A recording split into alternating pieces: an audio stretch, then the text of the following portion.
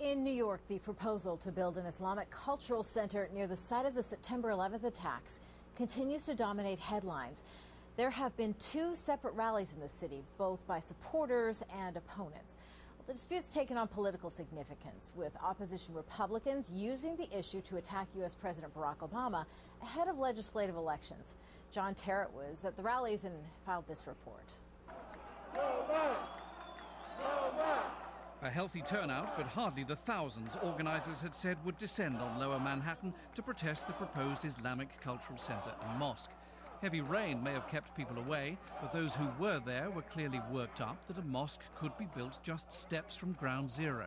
The issue here is not religious freedom. The issue is it's holy, sacred ground. And what's most interesting is how they can't understand that. I don't want the mosque here. Why don't you want the mosque? Why? Because I don't want to go through the Constitution. I know what the Constitution says, but they are spitting in our face, the mosque people. They're putting a flag on the victory. This is not about peaceful Islamic people. This is about extremist groups that are going to be here. Some say there's a real irony in the protests against the mosque because this is New York, where businesses and organizations jostle side by side, elbow to elbow, quite normally for years on end. In this same street where the proposed mosque will be, there is an off-track betting shop. And further down the road, a nightclub where girls can regularly be found semi-naked.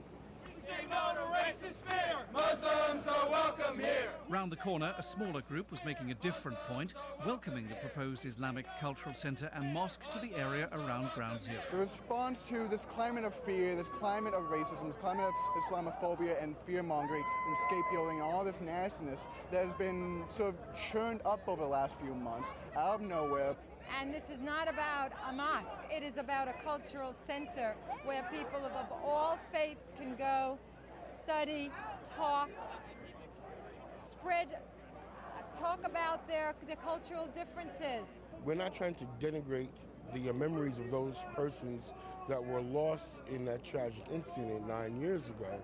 However, we do have the right to pray, to worship, to live. The mosque issue has been elevated to a national debate by President Obama and politicians campaigning for this November's crucial midterm congressional elections. The wife of the imam trying to build the cultural centre and mosque told a major US TV show on Sunday that she feared it's the start of a backlash against Muslims. Yes, I think we are deeply concerned because this is like a metastasized anti-Semitism. That's what we feel right now. It's not even Islamophobia, it's beyond Islamophobia, it's hate of Muslims. And we are deeply concerned. I have yesterday had a council with all Muslim religious leaders from around the country, and everybody is deeply concerned about what's going on around the nation. There's talk of a deal to build the cultural centre and mosque further away from Ground Zero, a move so far resisted by the developers. However, until the temperature of the rhetoric is lowered, scenes like this are likely to spread here and at other potential new mosque sites across America. John Terrett, Al Jazeera, New York. For more on this story, we are joined here in our studios in Washington by Arsalan Iftikhar, an international human rights expert. So as we look at that story by John Terrett there, why is it that Americans are so divided over the issue of a cultural center in New York? Well, first of all, most people don't know, Kimberly, the fact that Muslims have actually been praying in that center on Park Place for over a year now, and it's only been recently that there's been any sort of controversy. It's really been propped up by right-wing internet bloggers and right-wing political officials like Sarah Palin and former House Speaker Newt Gingrich, and has now sadly become more of an American political wedge issue today.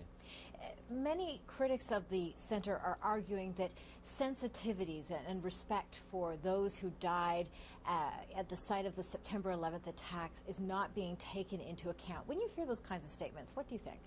Well, I think that, I'd like to remind people that it's 4 blocks away from where the World Trade Center Memorial is going to be built. It's not hallowed ground. It's a Burlington coat factory outlet store. There are strip clubs, liquor stores, and other, usual stores and establishments that you would see in Lower Manhattan. And, for an island, which Manhattan is, 4 blocks is actually quite a distance. And so, really, again, this is not about the sensitivities of people, because otherwise they'd be opposed to having strip clubs and liquor stores, near this so-called hallowed ground. I again think that it's a political wedge issue and really is, just emblematic of rising Islamophobia around the country. And that's an interesting point you bring out, because it seems that this seems to be a thin veil over an attempt to kind of be anti-Islam in America and to make those views more mainstream. Yeah, and what's more disconcerting to a lot of people is the fact that this is not only isolated to New York. We've seen anti-mosque protests in California, Wisconsin, Tennessee, Connecticut. And so, this sort of anti-Muslim rhetoric, this Islamophobia, is spreading across the nation of the United States. And that's what's more problematic, is that, people who are far removed and thousands of miles away from New York City and Ground Zero are feeling the heat in their own local neighborhoods about being able to pray and freely worship in their own local towns and cities. And I think it might be puzzling, too, for international viewers who are saying, what I understand about the United States is this is a country that espouses religious freedom. So this seems to be completely contrary to that. Well, a lot of the right-wing protesters talk about the fact that they understand the First Amendment right to the freedom of religion, and but Muslims should not build their Islamic Cultural Center here. And so essentially what these people are saying is that there is religious freedom in America, just not for Muslims today.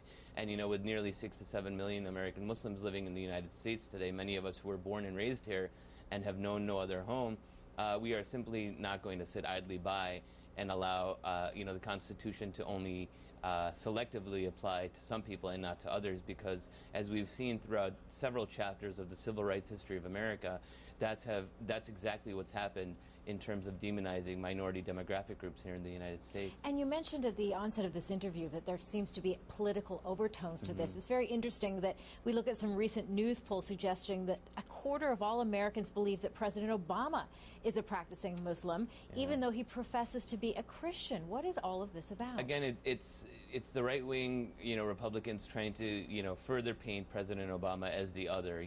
We remember during the presidential campaigns of 2008, when there were whisper campaigns and innuendos, spread throughout the internet that, then candidate Obama was some sort of crypto-Muslim Manchurian candidate, trying to take over America. And now what we're seeing is, again, these right-wingers are coming, to the forefront and spreading these, patent falsehoods to try and further their political agenda and score a few cheap political points. Arsalan Iftikhar, as always, we appreciate you joining us here on Al Jazeera. Thank you, Thank Kimberly. you.